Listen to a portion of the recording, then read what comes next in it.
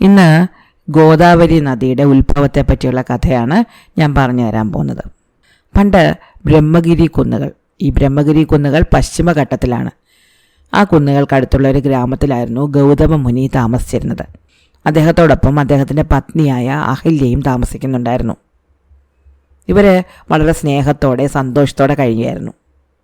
മാത്രമല്ല ഗൗതമ മുനിയുടെ ബുദ്ധിയും അദ്ദേഹത്തിൻ്റെ അറിവും അദ്ദേഹത്തിൻ്റെ കരുണയും ഒക്കെ ഭൂമിയിൽ മാത്രമല്ല ദേവലോകത്ത് പോലും പ്രശസ്തമായിരുന്നു. ഗൗതമ മുനിയുടെ ആശ്രമത്തിനടുത്തായിട്ടൊരു ഗ്രാമമുണ്ടായിരുന്നു. മാത്രമല്ല അവിടെ കുറച്ചേറെ സന്യാസിമാർ മറ്റുള്ള ആശ്രമത്തിൽ താമസിക്കുന്നുണ്ടായിരുന്നു. ഇദ്ദേഹം ഇങ്ങനെ താമസിച്ച് വരവേ ഒരിക്കൽ ഈ ബ്രഹ്മഗിരിയിൽ അതികഠിനമായ ഒരു വേനൽ വന്നു. വല്ലാത്ത ചൂടിൽ കിണറുകളൊക്കെ വറ്റി വരണ്ടു, കൃഷിയൊക്കെ നശിച്ചു, മരങ്ങളൊക്കെ ഉണങ്ങി, ചെടികളൊക്കെ കരിഞ്ഞുപോയി. സൂര്യൻ അതിതീക്ഷ്ണതയോടെ തൻ്റെ രശ്മികളെ ഭൂമിയിലേക്ക് പതിപ്പിച്ചുകൊണ്ടിരുന്നു. മഴ പെയ്തതേയില്ല.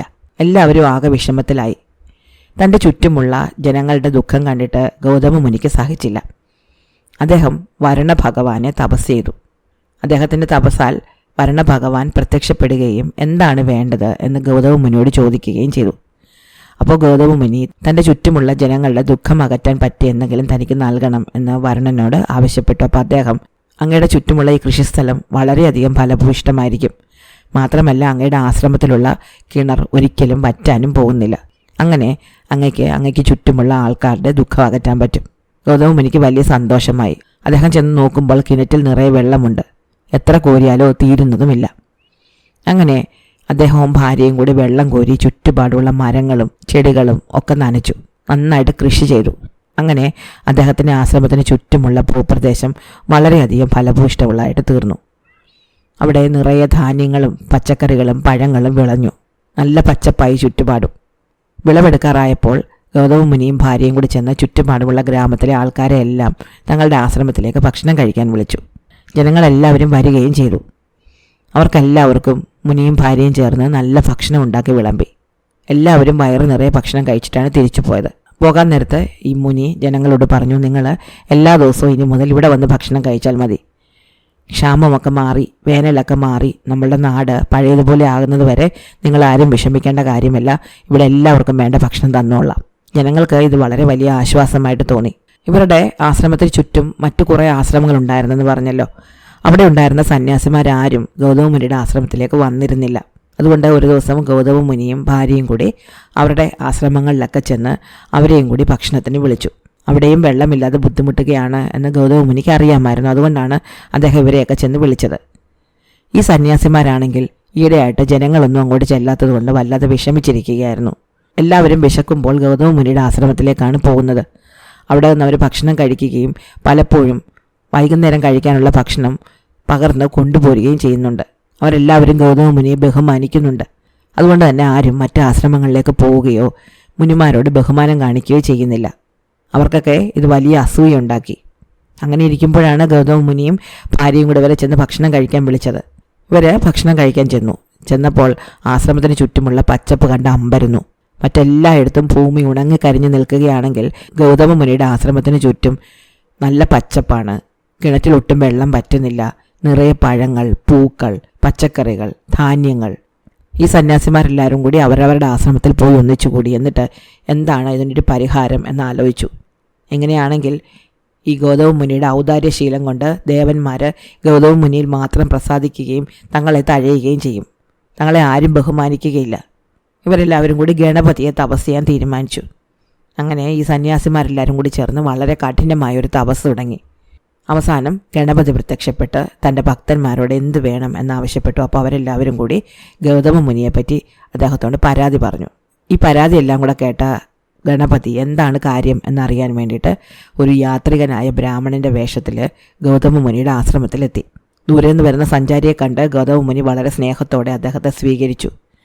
താൻ വളരെ ദൂരെ നിന്ന് യാത്ര ചെയ്തു വരികയാണ് എന്നാണ് ഈ ബ്രാഹ്മണൻ ഗൗതമ മുനിയോട് പറഞ്ഞത്.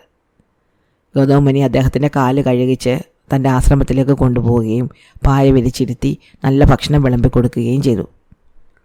മറ്റെല്ലാ സ്ഥലങ്ങളും വരണ്ടുണങ്ങി കിടക്കുമ്പോൾ ഈ ആശ്രമത്തിന് ചുറ്റുപാടും മാത്രം വളരെയധികം ഫലഭൂയിഷ്ടമായിട്ടിരിക്കുന്നത് ഗണപതി കണ്ടു. മറ്റ് സന്യാസിമാർ പറഞ്ഞതിൽ എന്തോ കാര്യമുണ്ട് എന്ന് ഗണപതിക്ക് തോന്നി. അതുകൊണ്ട് ഗണപതി തൻ്റെ മാതാവായ പാർവതി ദേവിയെ സമീപിക്കുകയും പാർവതി ദേവിയുടെ കിങ്കരനായ ജയനെ ഒരു പശുവിൻ്റെ രൂപത്തിൽ ഈ ഗൗതമ മുനിയുടെ ആശ്രമത്തിലേക്ക് അയക്കണം എന്നാവശ്യപ്പെടുകയും ചെയ്തു. അങ്ങനെ പാർവതി ദേവിയുടെ കിങ്കരനായ ജയൻ ഒരു വിശപ്പ് തീരാത്ത പശുവിൻ്റെ വേഷത്തിൽ ഈ ഗൗതമ മുനിയുടെ ആശ്രമത്തിൽ ചെന്നു. രാത്രിയാണ് എത്തിയത്. എന്നിട്ട് ഈ പശു കൃഷിയെല്ലാം തിന്ന് നശിപ്പിക്കാൻ തുടങ്ങി. ഗൗതമ മുനി രാവിലെ എഴുന്നേറ്റ് നോക്കുമ്പോൾ കൃഷിയൊക്കെ നശിച്ചിരിക്കുന്നു. ചെടികളൊക്കെ മറിഞ്ഞു കിടക്കുന്നു. ധാന്യങ്ങളൊക്കെ തിന്ന് തീർത്തിരിക്കുന്നു. ഗൗതമ മുനി ഓടിച്ചെന്ന് നോക്കുമ്പോൾ പാടത്ത് നടന്ന് തിന്നുകയാണ് ഒരു വലിയ പശു. അദ്ദേഹത്തിന് കലശലായ ദേഷ്യം വന്നു. ജനങ്ങൾക്ക് ഭക്ഷണം കൊടുക്കാൻ വേണ്ടി നട്ട് നനച്ചുണ്ടാക്കിയതാണ്.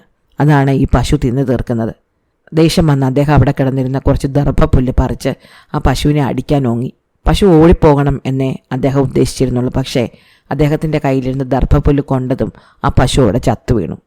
ഇത് നോക്കി നിന്നിരുന്ന മറ്റുള്ള സന്യാസിമാരെല്ലാവരും കൂടി ഗൗതമ മുനിയോട് ദേഷ്യപ്പെട്ടു. അദ്ദേഹം വളരെ പുണ്യവാനാണ് എന്ന് തങ്ങൾ കരുതിയിരുന്നെങ്കിലും ഗോഹത്യാപാപം ചെയ്യത്തക്കത്തോളം ഒരു ദുഷ്ടനാണ് എന്നവരറിഞ്ഞിരുന്നില്ല എന്നവർ പറഞ്ഞു. ഇത് കേട്ട മറ്റുള്ള ജനങ്ങളെല്ലാവരും ഗൗതമ മുനിയെ കുറ്റക്കാരൻ എന്ന് വിധിച്ചു. അദ്ദേഹത്തിന് ഇത് വളരെയധികം വിഷമമുണ്ടാക്കി. പശു ചത്തുപോകും എന്ന് അദ്ദേഹം കരുതിയിരുന്നില്ല. പേടിപ്പിച്ചോടിക്കാനേ വിചാരിച്ചുള്ളൂ. പക്ഷേ അതിങ്ങനെ ചത്തു വീണു. അദ്ദേഹത്തിന് വളരെയധികം ദുഃഖം തോന്നി. അദ്ദേഹത്തിൻ്റെ ആശ്രമത്തിൽ വന്നുകൊണ്ടിരുന്ന സാധാരണക്കാരായ ജനങ്ങളും മറ്റ് ആശ്രമങ്ങളിലുള്ള സന്യാസിമാരും എല്ലാവരും അദ്ദേഹത്തെ വിട്ടുപോയി. ആരും അദ്ദേഹത്തോട് ദയോടൊരു വാക്ക് പറയുകയോ അദ്ദേഹത്തെ സമാധാനിപ്പിക്കുകയോ ചെയ്തില്ല. എല്ലാവരും വിട്ടുപോയതോടെ അദ്ദേഹത്തിന് വലിയ വിഷമം തോന്നി. ഈ സമയത്ത് സഞ്ചാരിയുടെ വേഷം ധരിച്ചിരുന്ന ഈ ഗണപതി വീണ്ടും അവിടെ എത്തി. എന്നിട്ട് ഗംഗാജലം കൊണ്ടുവരാനും ആ ജലം കൊണ്ടുവന്ന് ഈ പശുവിന് മേൽ തളിച്ചാൽ ഇത് ജീവിക്കുമെന്നും ഇദ്ദേഹത്തോട് പറഞ്ഞു.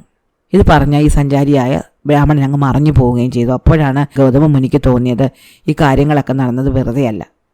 ഇതിന് എന്തോ ഒരു ഉദ്ദേശമുണ്ട്.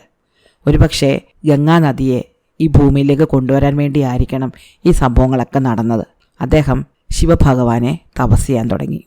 ശിവഭഗവാന്റെ ജടയിലായിരുന്നു ഗംഗാനദി ഇരുന്നിരുന്നത്. ശിവഭഗവാൻ പ്രത്യക്ഷപ്പെട്ടപ്പോൾ ഗൗതമ മുനി അദ്ദേഹത്തോട് അദ്ദേഹത്തിൻ്റെ ജടയിൽ ഒളിപ്പിച്ചിരിക്കുന്ന ഗംഗാനദിയിൽ നിന്ന് കുറച്ച് ജലം തനിക്ക് നൽകണം എന്നാവശ്യപ്പെട്ടു.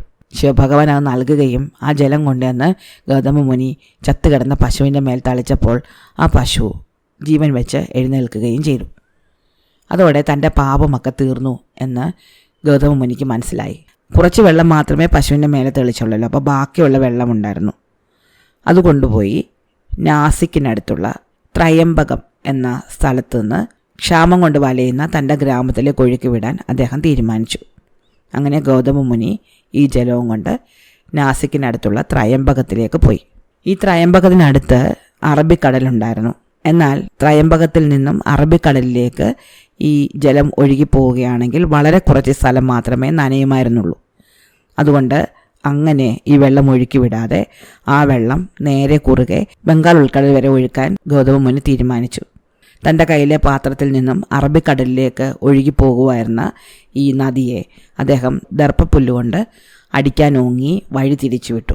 അങ്ങനെ ആ നദി നേരെ തിരിഞ്ഞ് ബംഗാൾ ഉൾക്കടലിലേക്ക് ഒഴുകി വീഴുകയും അങ്ങനെ പോകുന്ന വഴിയെ മുഴുവൻ നനച്ച് ഫലഭൂയിഷ്ഠമാക്കി തീർക്കുകയും ചെയ്തു. ഗൗതമ മുനിയുടെ ഈ പ്രവൃത്തി കണ്ട മറ്റുള്ള സന്യാസിമാർക്ക് വളരെയധികം ലജ്ജ തോന്നി.